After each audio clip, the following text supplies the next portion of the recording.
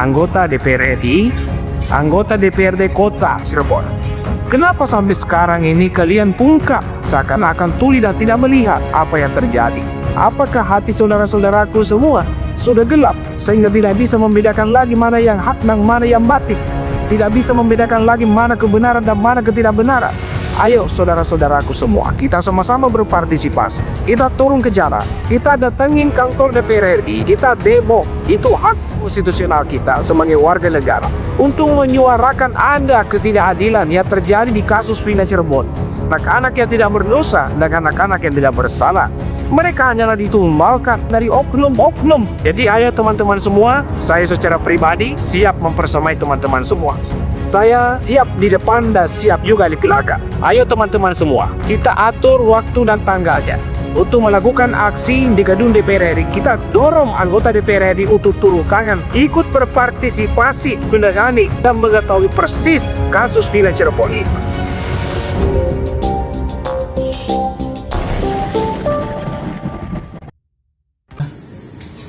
Menolak permohonan peninjauan kembali para terpidana. La Allah. Jadi kok saya kepikiran ya. Jadi siapapun orangnya boleh berbuat bebas berbuat apapun. Tapi ingat, ada hisab yang akan dipertanggungjawabkan setelah kematian. Hadi tadi diberikan kesempatan untuk menyolatkan orang tuanya yang merupakan kewajiban seorang anak laki-laki, ya, telah dilaksanakan dengan baik. Terima kasih Kalapas Kesambi Cirebon dan semua jajarannya. Jadi diizinkan ya Pak oleh Kalapas? Karena situasional, karena kebetulan Hadi ini adalah anak laki-laki, sesuai dengan syariat Islam, anak laki-laki itu wajib menyolatkan jenazah orang tuanya. Alhamdulillah Ya. koridornya dibuka ya Pak? Sekarang. Melakukan sholat sebagaimana mestinya, ya. Jadi saya tidak katakan masalah berkor. Hadi melakukan sholat sebagaimana mestinya, ya. Terima kasih Kalapas, ya. Terima kasih Bapak, luar biasa perjuangan Bapak. Terima kasih Bapak Ian. Terima kasih Pak Yan. Terima kasih. Hukum di Indonesia tidak baik-baik saja, kawan. Kita melihat Mahkamah Agung menolak PK 7 terpidana kasus Vina Cirebon, di mana keadilan sekarang tidak berpihak kepada yang benar. Bahkan kita mendengar dari pengacara atau kuasa hukum 7 terpidana tersebut, mereka mengatakan lebih baik kami membusuk di dalam penjara ketimbang kami mengakui yang dimana pada dasarnya kami tidak melakukan pembunuhan tersebut. Kita bisa bayangkan bagaimana pedih dan sakitnya hati mereka. Apa yang mereka rasakan? Cobalah bayangkan kayak mana di dalam. Coba. Mungkin orang yang pernah masuk di dalam penjara paham bagaimana mereka rasakan. Bahkan kami yang belum pernah saja pun bisa membayangkan bagaimana penderitaan mereka yang ada di dalam. Tolong kepada Pak Prabowo, berilah teguran ataupun nasihat kepada Mahkamah Agung untuk lebih dalam mempelajari masalah kasus tersebut. Dan kepada kuasa hukum 7 terpidana, saya sangat mengapresiasi apa yang kalian lakukan, karena tanpa kalian kami tidak bisa bayangkan bagaimana orang yang tidak melakukan menjadi tersangka. Walaupun tenaga, pikiran, bahkan secara materi sudah banyak kalian gelontorkan untuk mengungkap kasus ini ke arah yang lebih benar. Saya salut dan kagum dan selalu mensupport 7 terpidana Jangan berkecil hati, insya Allah ada jalan yang terbaik untuk kalian. Terima kasih. Bebaskan 7 terpidana yang sekarang ini ada di dalam penjara dengan hukuman seumur hidup. Assalamualaikum warahmatullahi wabarakatuh, sahabat beriman. Berbicara mengenai kasus Vina Cirebon, 1 tahun ini kita sudah cukup lumayan membahasnya. Kemarin kita juga ikut mengawal pengajuan PK 7 terpidana. Namun kita dikejutkan karena ditolak oleh Mahkamah Agung. Saya tidak ingin bernarasi mengenai penolakan tersebut, tetapi yang ingin saya sampaikan kepada seluruh teman-teman agar ikut serta berpartisipasi untuk menyampaikan pandangan dan pendapatnya sebagai warga negara Indonesia. Karena ini bukan persoalan wilayah, tetapi ini adalah persoalan rasa ketidakadilan, di mana kita mengetahui bersama begitu banyak saksi-saksi dan bukti-bukti yang menarasikan bahwa ada keterlibatan, diduga keterlibatan Ibtu Rudiat, Aib, dan juga beberapa orang termasuk keterangan RT Pasren dan beberapa orang yang betul-betul di dalamnya bisa kita ambil satu keterangan. Namun sampai sekarang ini saya secara pribadi menyoroti anggota DPR RI, anggota DPRD Kota Cirebon. Kenapa sampai sekarang ini kalian pungkap seakan-akan tuli dan tidak melihat apa yang terjadi? Apakah hati saudara-saudaraku semua sudah gelap sehingga tidak bisa membedakan lagi mana yang hak dan mana yang batil? Tidak bisa membedakan lagi mana kebenaran dan mana ketidakbenaran? Ayo saudara-saudaraku semua, kita sama-sama berpartisipasi. Kalau perlu, kita turun ke jalan. Kita datengin kantor DPR RI. Kita demo. Itu hak konstitusional kita sebagai warga negara. Kita hidup di masa dan di zaman demokrasi. Ayo kita gunakan hak kita itu untuk melakukan aksi demo dengan cara berdamai di gedung DPR RI untuk menyuarakan ada ketidakadilan yang terjadi di kasus Vina Cirebon, di mana yang sekarang masuk dalam penjara yaitu 7 terpidana yang kami merasakan bahwa mereka adalah anak-anak yang tidak berdosa dan anak-anak yang tidak bersalah. Mereka hanyalah ditumbalkan. Mereka ditumbalkan dari oknum-oknum pada waktu itu. Jadi ayo teman-teman semua, saya secara pribadi siap mempersemai teman-teman semua. Saya siap mempersemai, siap di depan dan siap juga di belakang. Kalau memang diperlukan, ada mobil komando. Saya sudah cukup lama tidak berorasi di mobil komando. Saya siap menyampaikan dan ikut berpartisipasi untuk menyampaikan narasi-narasi saya di mobil komando.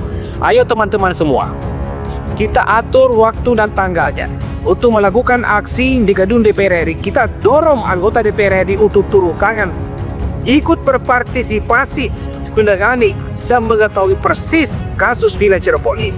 Mereka harus kita dorong, mereka harus kita minta untuk turun ke lapangan untuk secepat mungkin mengetahui, memeriksa dan juga mengambil langkah-langkah tegas terhadap oknum-oknum yang bejat pada tahun 2016 yang memenjarakan anak-anak yang tidak berdosa.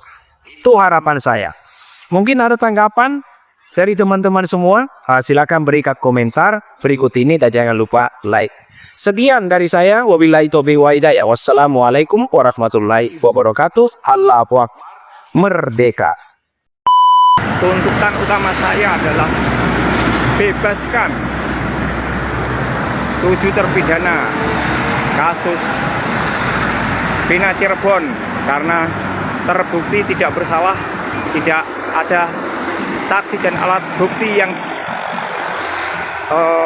valid untuk menjerat mereka, untuk menghukum mereka. Assalamualaikum warahmatullahi wabarakatuh. Izin melaporkan Jenderal tepat pukul 15.55 WIB Ahad 29 Desember 2024, hari ke-11 aksi kemanusiaan jalan kaki dari Jepara ke Jakarta untuk bertemu dengan Anda, Jenderal Purnawirawan Prabowo Subianto, berada di depan kantor Koramil ini Batang. Dan suasana cerah, Jenderal, sangat bagus untuk melanjutkan perjalanan. Alhamdulillah, tubuh hati dan jiwa saya sehat, Jenderal. Kaki yang lecet-lecet dan cantengan sudah mereda sehingga tidak menghambat laju langkah kaki saya untuk meneruskan perjuangan. Dan saya percaya bahwa Bapak Presiden Prabowo Subianto selaku sandaran satu-satunya untuk memperbaiki kondisi bangsa juga dalam keadaan sehat walafiat jiwa raga serta mata hatinya. Dengan demikian maka saya berjalan kaki dari Jepara ke Jakarta hanyalah sedikit sumbangsih bagi negara ini. Saya berharap langkah kaki saya ini mampu mendorong Bapak Presiden dan menjadi referensi Bapak Presiden untuk bernegosiasi dengan DPR guna meloloskan program-program yang pro rakyat, bukan pro oligarki dan pro koruptor. Karena koruptor adalah perusak bangsa ini. Jenderal,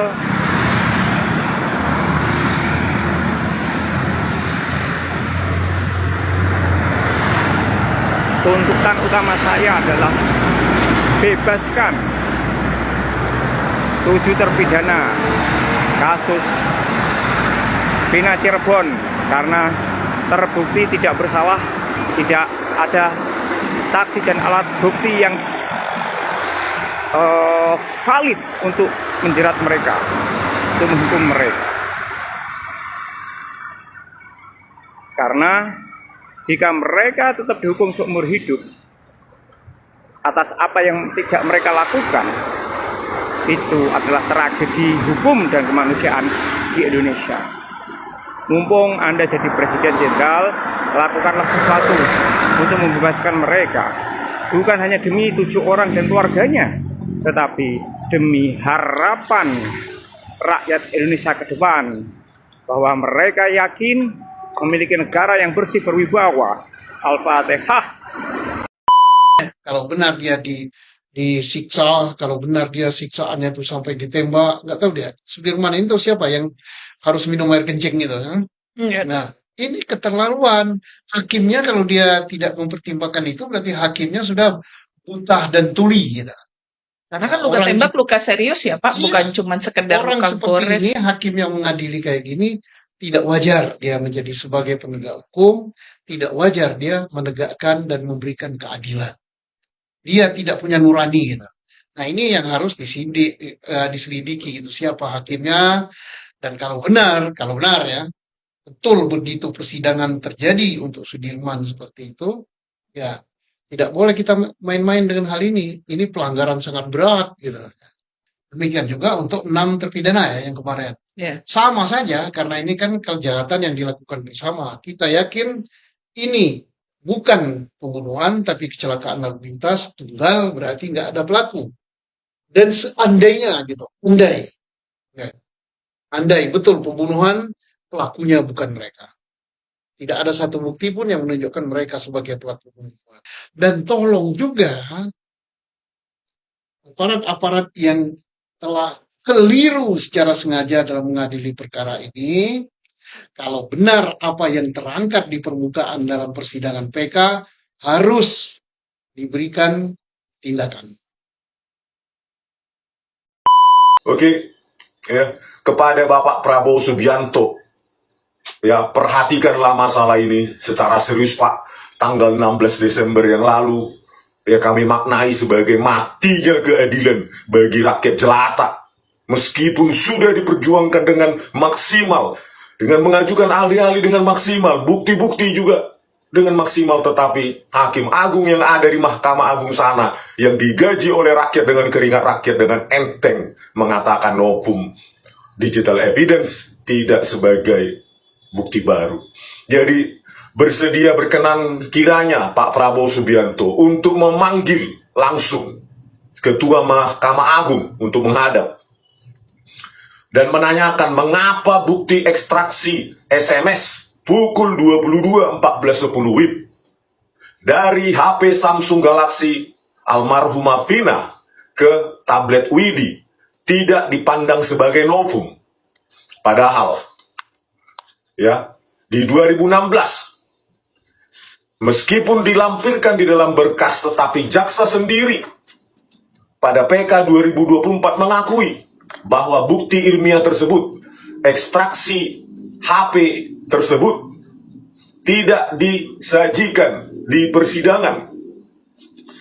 Bukti SMS tersebut secara tidak terbantahkan membuktikan bahwa almarhumah Vina masih hidup saat dituduhkan terjadi ruda paksa secara bergilir dan pembunuhan yang terjadi katanya pada pukul 21.15 sampai 22.30. Padahal bukti SMS masih ada 22.14.10.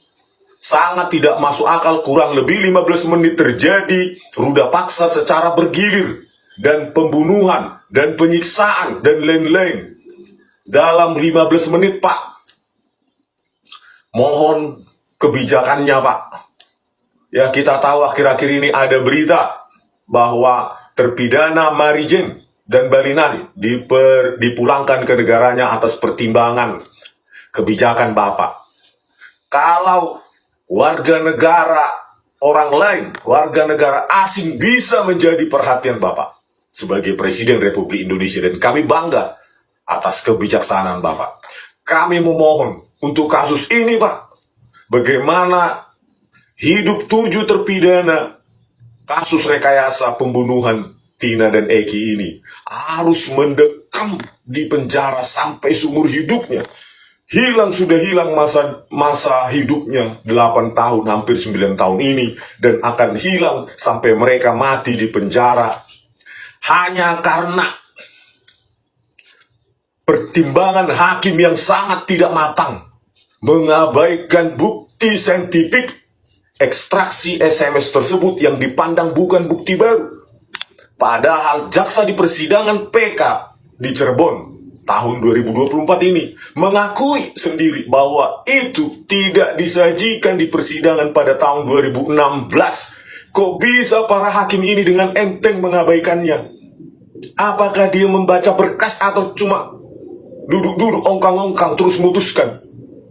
Mereka sudah dibayar dengan keringat rakyat yang sebentar lagi PPN 12%. Tidakkah mereka bersyukur atas gaji dari rakyat tersebut?